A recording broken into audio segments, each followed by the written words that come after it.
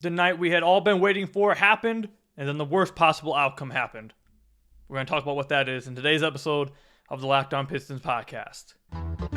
You are Locked On Pistons, your daily Detroit Pistons podcast. Part of the Locked On Podcast Network. Your team every day.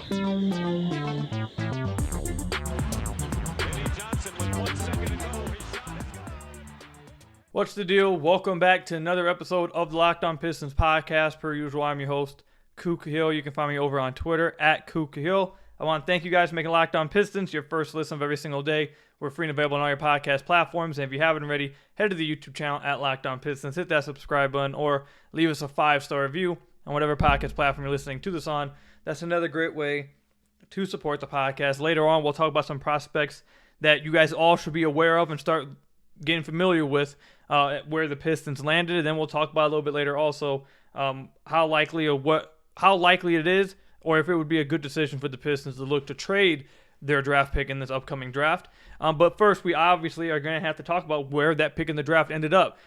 The Pistons are picking 5th overall in the Victor Wembanyama Sweepstakes after finishing with the worst record in the entire NBA by 5 games, having the top odds, or at least were number one. I know the top 3 teams all share the same odds for 14%, all the same odds for the number one overall pick.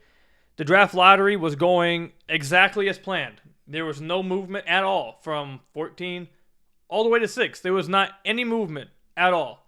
And then number 5 came, and the Detroit Pistons popped up on the screen. Now, there was multiple different ways I could have went with this podcast. And I'm not going to lie, I struggled with which direction I wanted to go with this podcast. But this is all I'll say. Let's get some emotion out the way. I didn't move from the spot in my living room after I saw the Pistons logo pop up. I didn't move from that spot in my living room for a good 35 minutes. I sat right there in that couch, did not move, didn't say goodnight to my wife, didn't say nothing. Didn't say a damn thing to nobody, didn't tweet, didn't do anything. I just sat there in that couch for a good 35 minutes before I felt composed enough to say anything. So, look, this is absolutely heartbreaking. It was heartbreaking for the fan base. It's tough. It sucks. And the worst part about this, and we talked about this on the podcast all offseason thus far, is that falling from 1 to 5 in any other draft, it would suck still. It definitely would suck, but I don't feel like it would hurt. I don't feel like it would feel like you're being stabbed. I don't feel like it would feel like that in almost any other draft. But this draft, for you to be the number 1 team, in the draft with possibly the greatest prospect in the history of basketball, Adrian Wojnarowski, he said this was possibly the greatest prospect in team sport history. For that to be the draft that you fall from 1 to 5, that feels like a stab to the heart. It hurts. It really does hurt. So it sucks, man. It sucks. I don't blame any of you guys for being disappointed. Don't blame any of you guys for being sad. I don't blame any of you guys. You guys need to take a day or two to not talk about the Pistons, not listen about the Pistons, to just, need some time. I don't want to blame any of you guys at all for that, because this sucks. It does. But at the end of the day, look, I'm going to try my hardest not to be too emotional for a while about it. I'm going to try not to be too much of a Debbie Downer about it, because, I think everyone is aware that it sucks. So at the end of the day, it's this. The Pistons could have had 2nd, 3rd, 4th, 5th, even though some of the quotes that Troy Weaver had after the draft, he talked about how you could really pick any prospect from 3 to 8. And I had been hinting to you guys on the podcast for a while now, but basically what that is saying is they had a top 2. It was Victor, and I heard that it was Scoot Henderson. They had those 2 guys in their own tier, and that the draft started at 3. So maybe technically not 2, since they viewed Scoot that highly. But really at 3, at 4, at 5, doesn't matter. They were going to have to make the right pick no matter what. It wasn't going to be a given. You're going to have to trust your scouting department. You're going to have to trust Troy Weaver. And Weaver's going to have to nail this draft process. He's going to have to absolutely nail his scouting He's going to have to get it because it's possible, man. It's possible in every draft that you can get the best prospect or the best player in the draft at 5. It's very possible that you get a guy at 5 that maybe should have went like 2 or 3 in a redraft. Heck, you can even go back to last year with Jaden Ivey at 5. I know a lot of the guys ahead of him performed pretty well.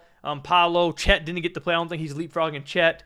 Jabari had a little bit of a down year, to be honest. And I know Keegan really showed out for Sacramento, so I don't think he's going over Keegan for Sacramento. But you can make an argument that maybe Ivy goes 3 in last year's draft after 1 year. Now, I know it's just 1 year after it, but my point is that at 5, you can still get a good prospect. Now, is this what everyone probably wants to hear right now? Maybe not. And it's taking a lot for me to be the mature person looking at it. But there are some prospects at 5 that aren't bad. And if Weaver can identify the guy, because in almost every draft, you're going to find somebody, whether it's at 5, 6, 7, 20, 15, 30, 40. Heck, we're watching Nikola Jokic right now. I believe Weaver also said this. We're watching Nikola Jokic rip apart the Los Angeles Lakers right now. I believe he was the 41st pick. So there's always a chance you can find the diamond in the rough. There's always a chance that you can, if you have a good enough scouting department, you can identify the best prospect in the draft at that position. You can always get a good guy at that pick. So, look, it sucks that they fell to 5, and especially in this lottery. Out of all the possible drafts, it hurts a lot that they fell to 5 here. It hurts even more for me that they fell from 1 to 5 because I knew from what I had heard for a few months now that it was Wemby and Scoot for the Pistons front office. So I was really happy if they were going to go 2 because I'm very high in Scoot. And I think he's one of the best prospects we've seen in the last 12 years as well. So, like, that's what hurts me the most, that they're not getting 1 or 2. And then, obviously, you guys know how big of a fan I've been of Amin Thompson. So them not even getting 3 either to get Thompson, or 4 to get Thompson. Because now it looks like Houston, who's selecting 4th, is going to go with Amin Thompson now. I think the top 4 is set. I think it's going to go Wemby, Scoot, Brandon Miller, and then Amin Thompson. So that's what really hurt me the most about this. Yes, Wemby killed me. Losing out on Wemby obviously kills, but losing out on those other 2 guys that I thought really highly of too, that's what hurt me the most. But nonetheless, there are other guys at 5 in play that the Detroit Pistons can identify, and maybe Troy Weaver gets the best guy, and we're looking back and it's like, yeah, maybe we didn't get Victor, but you got a pretty damn good prospect to add to this core. So when we come back, I'll tell you guys who are the prospects at 5 that all of you guys need to get familiar with, do some base level scouting, and understand who they are. We'll talk about who those guys are when we come back. But first, I've got to tell you guys about one of our sponsors, Birddog. You will look better and feel great wearing Birddog. Their stretchy fabric will make your legs look great, and they're comfier than any other shorts and pants. They'll give you the freedom to wear one of the pair of shorts or pants on the golf course, to a meeting, a date, or hanging out with friends. Dave Portnoy does pizza reviews wearing Birddogs and talks about how he hates the pizza, but his legs look great in Birddogs. College football nerds say they are the perfect pants for dads that have a little extra gut. Birddog makes them look great and feel comfortable. Part of my take host PFT famously never wears pants, and the only shorts he truly loves are Birddogs. Birddogs, I'm telling you, will make you feel amazing, and you'll look amazing. You'll feel great. The fit is amazing. The comfort, the versatility with these pants, shorts, whichever one you want to go with. Birddog is absolutely amazing. So go to birddogs.com/LockedOnNBA. When you enter promo code LockedOnNBA, they'll throw in a free custom Birddogs Yeti-style tumbler with every order. So again, go to birddogs.com/LockedOnNBA, and when you use the promo code LockedOnNBA, they'll throw in a free custom Birddog Yeti-style tumbler with every order. Again, that is birddogs.com/LockedOnNBA. So I want to thank you guys again for making Locked On Pistons your first listen of every single day. We are free and available on all your podcast platforms. If you haven't already, head to the YouTube channel at Locked On Pistons. Hit that subscribe button or leave us a 5-star review on whatever podcast platform you're listening to this on. That's another great way to support the podcast. This sucks, man. This is so tough, man. So tough. Okay. With the lottery set, or with the draft set, I feel like that you have a pretty good idea of how this is going to go at the top of the draft before the Pistons select. Which, I guess if you want to look at it, I guess that's a good thing. Because I'm almost 90% sure unless a trade happens, which is possible because Portland ended up with the 3rd pick, and maybe if they want to go after a one last ditch attempt to really put this thing around Damian Lillard and try to go for it, maybe that happens. But if there's no trade that happens, I think that it's incredibly possible that you can predict how this top 4 is going to go. I think it will be Victor DeSantonio at 1, Scoot Henderson to Charlotte at 2, Brandon Miller to Portland at 3, and then 4 will be Amen Thompson to the Houston Rockets. So then after that, that's where obviously things get interesting and where the fun really starts for the Detroit Pistons. And I'm going to give you guys some names that you guys really need to pay attention to and have some kind of understanding of, because I think all of these guys are at play for the Detroit Pistons. And before I say these names, I want to read this quote directly from Troy Weaver so you guys can get an idea of what he's thinking about.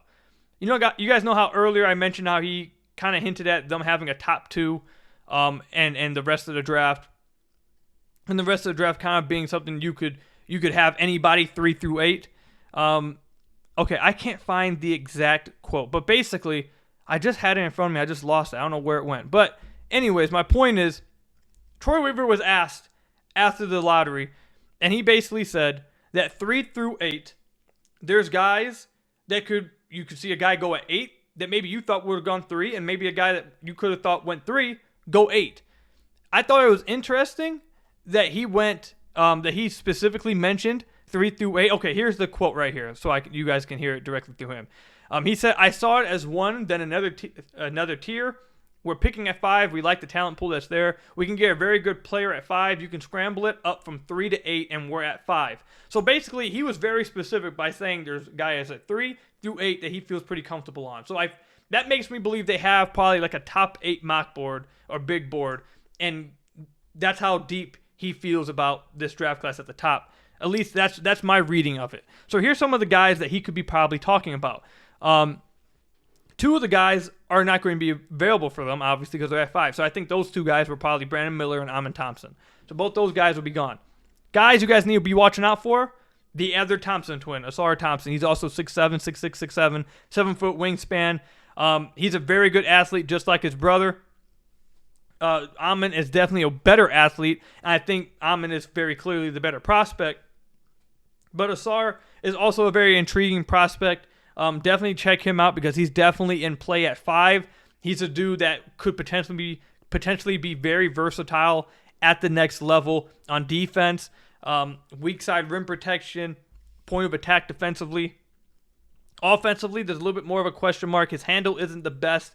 He's not as good of a passer as Amen Thompson is, but he's not a bad passer either. He makes good reads. And he's an okay finisher around the rim. You probably would have liked to see him be a better finisher than he was.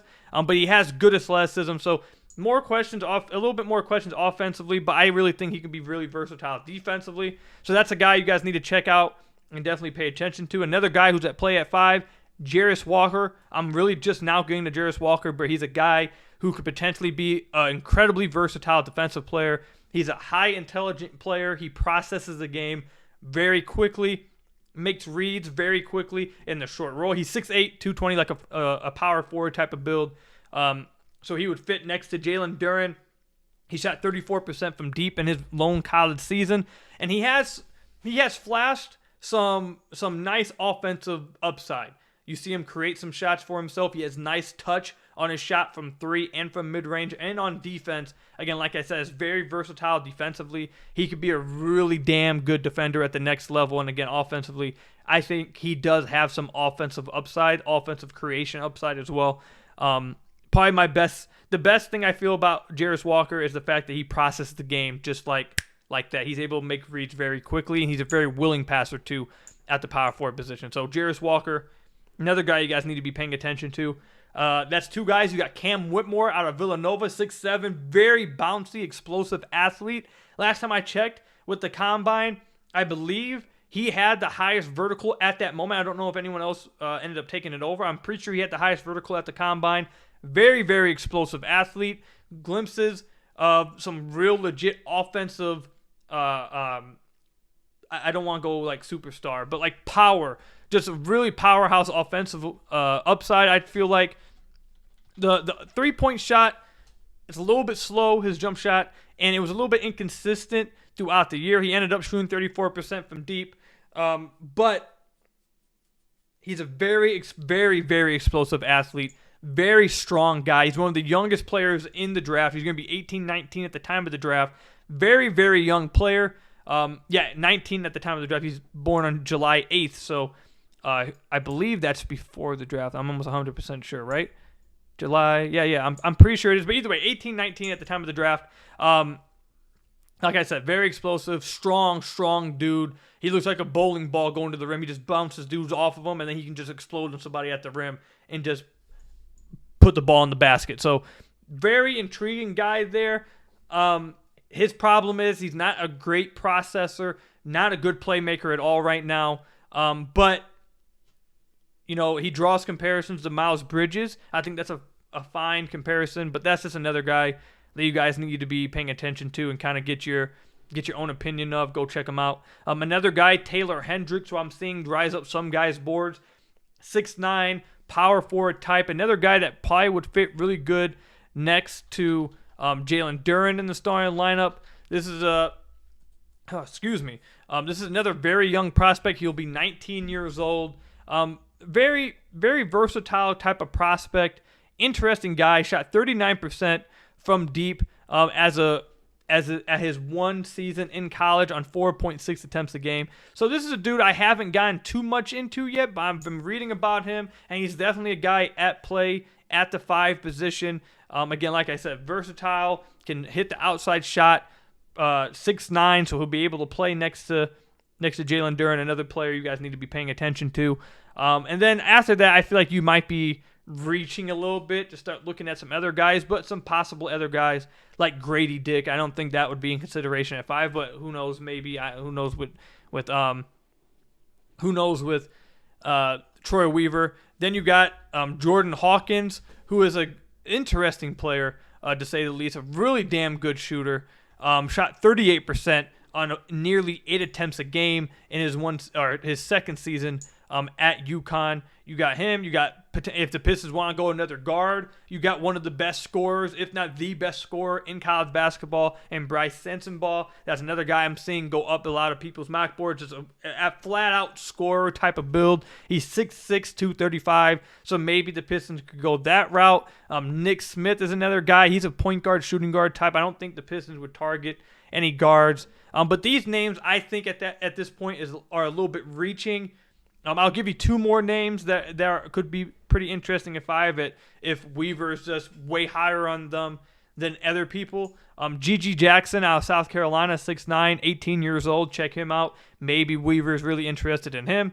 And then another guy I'd say to watch out for that you probably won't hear as many people talk about is Leonard Miller, coming out of the G League, 6'10", 211 pounds, averaged 20 points down at the G League. He's an interesting prospect, but these are some of the guys that are at play at 5. Again, they're not, with Victor Wembanyama. They're not Scoot Henderson. They're not Amen Thompson to me. So, but if you asked me for my board, like before the lottery, I was scared to say it out loud. But if you asked me for my board before the lottery, who I had at 4 was Jarris Walker at this point. That could change by the time draft time comes around. But as of right now, I did have Jarris Walker at 4. So if he's available at 5, I think I probably, at this point right now, again, don't hold me to this because this is very early, but I think I'd probably go Jarris Walker at this point. I really like him as a prospect right now, but those are some of the names that you guys need to be watching for at the 5th pick. Again, I do think that the top 4 picks, unless a trade happens with Portland, that it's pretty likely that we know how the top 4 will shake out. Maybe a James Harden signing with Houston could scare Houston off of Amen Thompson. I don't know. I don't feel like they pass on Amen Thompson. He's exactly what they need. So I really do feel like they go him. But I guess there is a possibility that if them getting James Harden, a primary ball handler, they may go away from Amen Thompson. But I believe the top 4 is set. The draft will start at 5 with the Pistons. So let me know in the comment section down below who are some of the prospects you guys are watching out for at the 5th position that you guys really think the Pistons could go after at the 5th pick. Again, let me know in the comment section down below or over on Twitter at Kuka Hill. When we come back, should the Pistons consider trading this pick We'll talk about that when we come back. But first, you guys got to hear from some of our lovely sponsors. So I want to thank you guys again for making Locked On Pistons your first listen of every single day. We're free and available on all your podcast platforms. If you haven't already, head to the YouTube channel at Locked On Pistons, hit that subscribe button, or leave us a 5-star review on whatever podcast platform you're listening to this on. That's another great way to support the podcast. Obviously, another outcome that could happen with the Detroit Pistons falling from 1 to 5 is they just don't make the selection at all. They just trade the pick. And I know James Edwards III, I think he was the first person to mention, like a few weeks ago, he wrote an article of The Athletic, James Edwards III of The Athletic, the Pistons beat writer. I believe he wrote a few weeks ago, and he was talking about possibly trading it for DeAndre Hunter, that type of build. Where I stand with the Pistons trading the 5th overall pick, I don't want them to trade the 5th overall pick. I don't think it'd be worth it. I don't think it would be smart. And if you're trading the 5th overall pick for a guy like DeAndre Hunter, that's just, if you went through this whole season this past year to end up trading someone or trading your pick for DeAndre Hunter, who I'm pretty sure of this. I should have checked this before the podcast. Let me look this up real quick. I'm pretty sure DeAndre Hunter is on his second contract right now. So you'd be, let's look it up.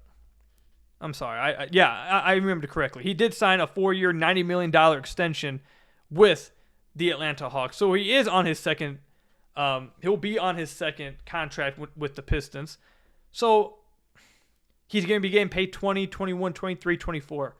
So, like, that's the thing with this pick. If you were to trade this pick, not only are you trading this pick for a guy who I don't believe, like, I'm not saying DeAndre Hunter specifically, but just like that type of player that you'd be trading it for.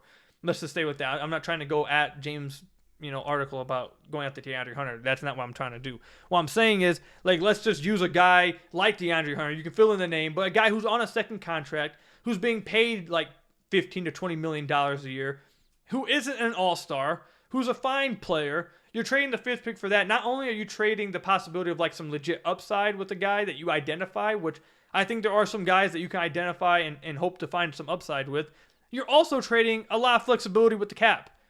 Because a guy at the 5th overall pick, I don't have the exact number, but I'm pretty sure it's like around $7 to $9 million is what you'll be paying with the 5th overall pick. Actually, we probably could just go look at Jaden Ivey's contract, right, and see what he's getting paid with the Pistons. Yeah, he'll be making $7.6 million with the Detroit Pistons. His average annual salary is $8.2 million. So that's what you'd be paying for like a 5th overall pick. You take that, and instead now you're paying a guy $20 million, and now you're losing out on like the rookie contract. You'll be able to extend him to like your own rookie or your rookie extension. You could go into restricted free agency with a guy you have complete control over whoever you select at 5 for like the next 7 to 8 years, because you can play out their 4-year contract, head into restricted free agency, match a contract, and then now you got them under control. So you're losing out on a lot of flexibility if you were to trade that number 5 pick for a guy like a DeAndre Hunter type of build. So that's why I just don't think number 5. I mean, if they did it, I mean, I'm sure we'd all come around to it. We'd have to. I mean, this is the world we live in now. We're as Pistons fans, we have no choice but to just go along for the ride and hope everything goes absolutely perfect. But I don't think trading for number 5 is the right move, or trading pick number 5 is the right move, unless you're getting a legit, like, all-star, borderline all-star type of player. And I don't think you're going to get that type of offer for number 5. Maybe at 3 you could have. At 4 you could have. I don't think you're getting that at 5. So I think the Pistons' best scenario is to simply pick the best prospect at 5. Hope you can get a guy with high upside, a guy you can see, really hitting a high ceiling. I'd like the Pistons to go high ceiling at this pick. I wanted them to do that last year. I want them to do it again this year. And then just opt with the flexibility you'll have now with that pick. Another young guy to add to the core.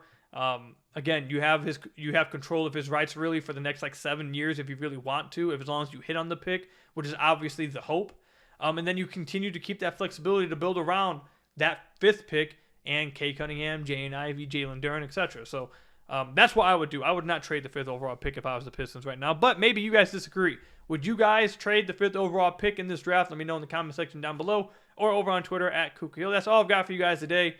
Bummer day. Not the best day to be a Pistons fan, but I mean, we're used to not getting our way a lot, so it is what it is. We'll get over it and hope for the best and see how this thing goes.